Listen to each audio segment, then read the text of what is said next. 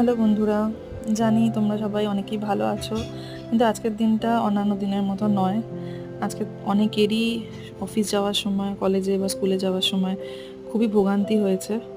আমাদেরও এলাকায় প্রচুর প্রচুর বৃষ্টি হয়েছে এবং যার ফলে এত জল জমেছে, এই সব জল ঠেঙিয়ে আমরা সবাই অফিস গেছি। অনেকে অনেক ভোগান্তিতে পড়েছে, আমার মতোই।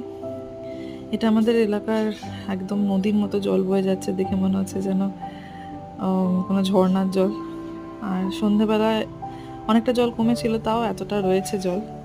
দেখা যাক কতদিনে এই জল কমে যায়। তোমরা ভালো